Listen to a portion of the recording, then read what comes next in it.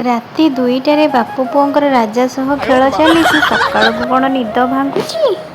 ସକାଳୁ ସକାଳୁ ଏ ଛନଛନିଆ ଖରାକୁ ଦେଖିଲି। ଗାଧୋଇ ପାଧୋଇ ସବୁତକ କପଡ଼ା ନେଇ ଛାତ ଉପରେ ଶୁଖେଇଦେଲି। ବ୍ରେକଫାଷ୍ଟରେ ପରଟାକୁ ଭଜା ବନେଇ ଦେଇ ତାକୁ ନେଇ ବସି ପଡ଼ିଲି ଖାଇବା ପାଇଁ। ତାପରେ ମୋର ଇନଷ୍ଟାମାର୍ଟରୁ ଆସିଯାଇଥିଲା ଗୋଟେ ପାର୍ସଲ। ସେଥିରୁ ବା ଖାଲି ବାହାରିଲା ଅଣ୍ଡା, କାକୁଡ଼ି ଆଉ ପୋଟଳ। ସେହି ଅଣ୍ଡାରେ ଗୋଟିଏ ସୁନ୍ଦର ଆମଲେଟଟିଏ ବନେଇ ଦେଲି। ଖାଇବା ଥାଳି ସଜେଇ ସ୍ୱାମୀଙ୍କୁ ନେଇ ପରଷି ଦେଲି।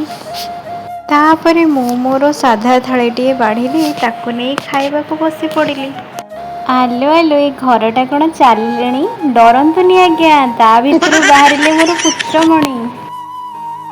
ସନ୍ଧ୍ୟାରେ ଚା ସହ ଚୁଡ଼ା ଛୁଙ୍କ ଟିକେ ଖାଇଦେଲି। ତାପରେ ନଣନ୍ଦ ନଣନ୍ଦୀଙ୍କ ସହ ବୁଲିବା ପାଇଁ ବାହାରି ପଡ଼ିଲି। ସାଙ୍ଗମାନେ, ଭିଡ଼ିଓଟି ଭଲ ଲାଗିଲେ ଭାବୁଛି ଆପଣମାନେ ସବସ୍କ୍ରାଇବ୍ କରିଦେବେ ବୋଲି।